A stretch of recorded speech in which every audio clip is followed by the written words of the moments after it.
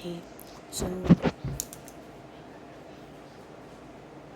I took some time to speak a little bit about a book I just recently finished to read. Like not even 2 hours ago. It's called Is it Littérature?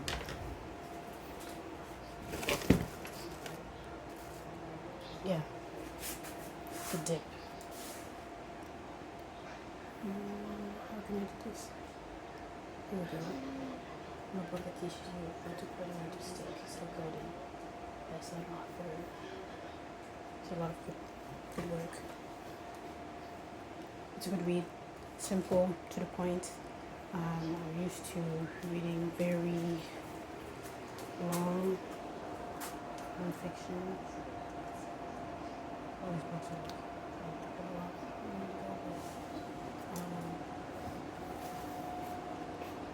Yeah, no, in terms of nonfiction, it's something that usually takes hours. It's always refreshing. Pardon me? You can eat. You can take a bowl. C'est un peu fade. It's not too spicy. Pardon me? Yeah, but moi j'ai ajouté du parmesan dans mon bol, puis dans mon bol. Puis I feel like you can add salt or pepper.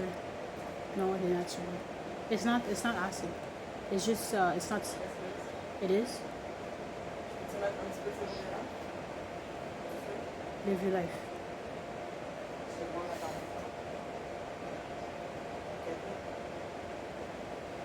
You're a chef yourself. I trust your intuition. A chef improvises in the kitchen. Somebody that cooks only follows a recipe. If you go with your intuition, like, this, and it's a random thing, like, I know it's brown sugar, not white sugar. Like, it's honey. Or actually, it's maple syrup. That's chef intuition. Home chef.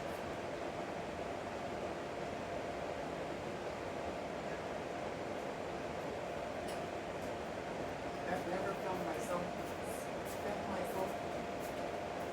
So Thursday for everything.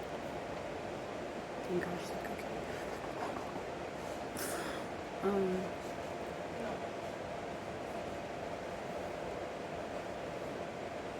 Book.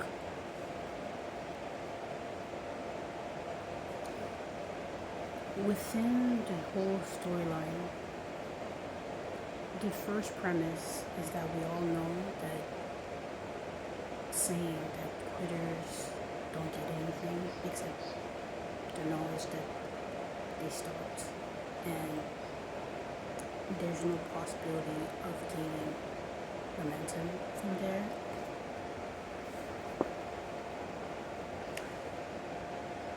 Quitters are losers. There's a lot of like preconceived notion that we heard from coaches, from sport analogies across the board. The initial thought that we have as children whenever we quit something is because it's hard, or it's because the coach said to yell at us, or because the team is not the right fit for some reason, or we suck. We are bad. We're bad at this. Like, nah, that's not for me. And the reason why they say to not quit is because that's not when you quit. You shouldn't quit out of exasperation or out of spite or out of discouragement. There's multiple things, but it's simplified. There's 3 things. I'm not selling you the book. I'm just giving you like a few things that he mentions. I encourage you to read it, or to listen to the audiobook, or to actually listen to this man speak, because you're gonna learn a thing or two. It's gonna change the way you see things and readjust your vision 100%. So whatever you heard before about quitting is for losing all this stuff, it's not that it's not true, it's just that it's not truly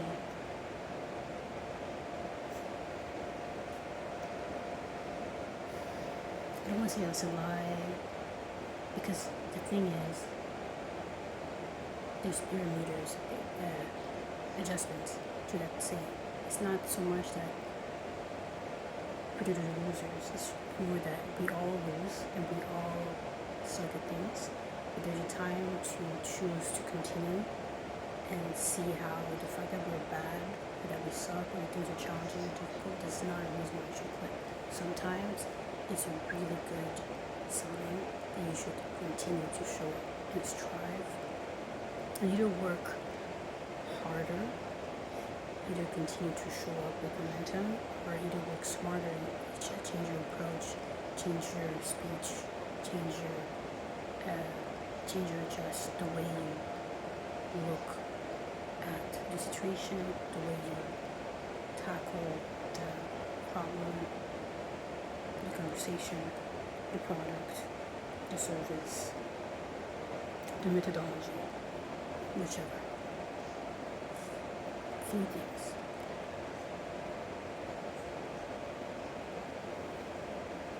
Is this conducive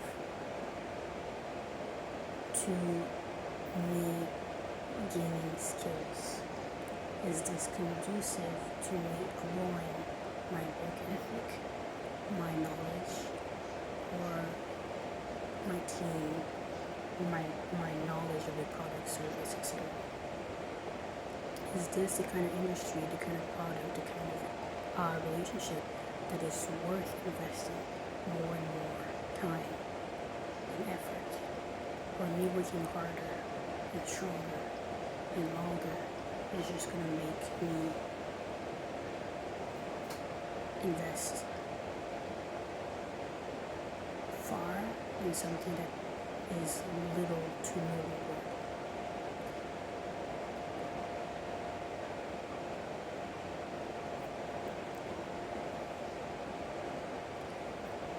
If you're in a marathon, your legs hurt, it's cold, it's raining, you're hungry, you've been on the 17-kilometer out of 25, it's very easy to be like, you know what, I gotta go run, time to go, 17. The thing is, I know the people that have been doing hard physical tasks will let you know that it's when your mind tells you to quit, it's not when you're really ready to quit. You're usually able to do more. And maybe 20% more when you're like, oh, I'm done, I can do more. This is why it's not when it's hard that you tell yourself, I'm done. It's before you even start, you tell yourself and fix some parameters of where is too much. So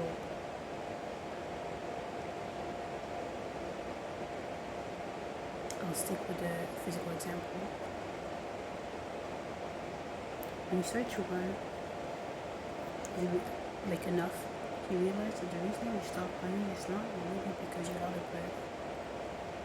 It's because for some reason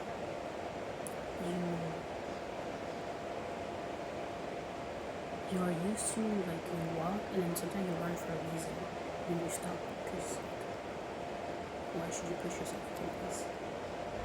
But truly, you don't necessarily have pain, really. You're not necessarily out of breath. And if so, when you start to generally jog on a daily, weekly basis for long enough, you realize that you can teach yourself to breathe differently. You can build momentum so you can jog for a longer period of time, in a longer distance, have better shoes, have better posture, have your arms or shoulders or your posture in a certain way so that it's less painful and more comfortable. So pain is not the reason why you stop. And having issues to breathe or pain in your chest or whatever, or your legs, it's not a reason why you stop. If you slow down, it's to keep your momentum and you listen to your body. So when you stop running, it's not necessarily because you can't run anymore.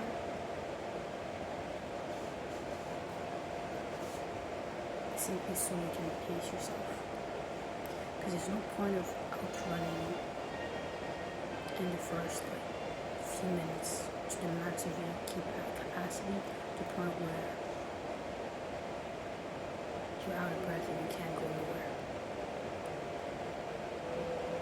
If what you want to do is to distance. For your life, for your professional goals, for your relationships, it's great to work hard, it's great to want to show up, it's great to have momentum, but you can work really hard and for a really long time at something that does not work and is not conducive to your growth. And there's a need for me to, when reading this, to truly assess, am I using pride for a reason not to quit? Or is this actually a smart decision for me to invest so that I stop being mediocre or offering mediocre energy or results and shift towards an avenue or approach, a product or service into a completely different lane that might be humbling but offer me more opportunities and doors to ease into new avenues instead of working against the current. Because you learn from that with that.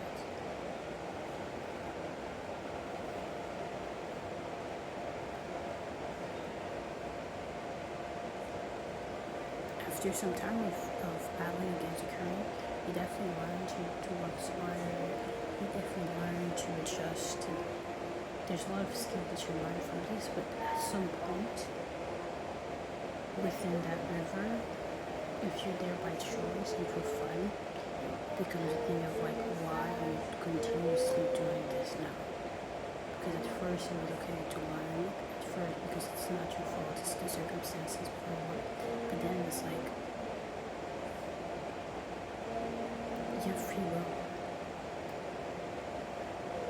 If you're in a kayak river, you can choose a route that's less arduous and that may bring different types of challenges that you can learn from those two. Because being stuck in the rapids, you learn it's fun, but like after a while of doing the same rapids, they become a new route that may be challenging, but that you start to know. And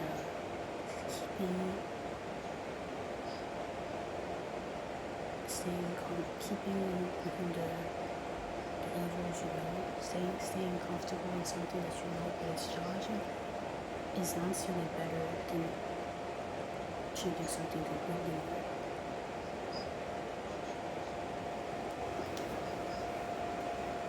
There's a quote that I heard a lot, and it's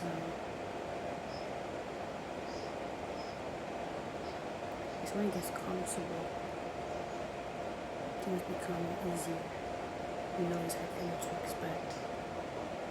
The fighting side is not a problem. It's when it's comfortable so it's time to jump. I'm comfortable now with all challenges. I'm comfortable now that it's how it is. But that's not the true end of it. The whole point of restarting a game is not only so that you can do the level better, it's because all the way that you could fail, you've learned from that and you need a different approach, a different chance to get to that part of the game in a different way. So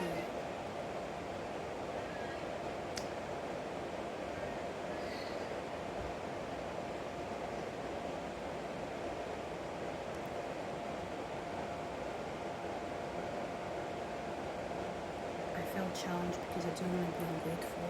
I didn't want to put people in a bad place. But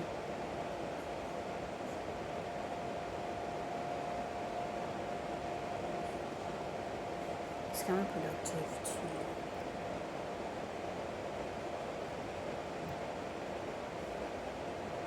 be passive. And you should need some time to do something that may be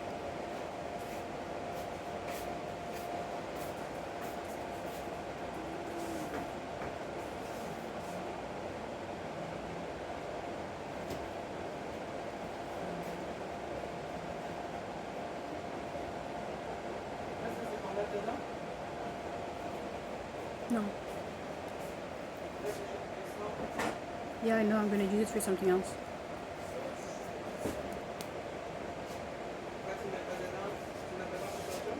J'en ai déjà mis dedans.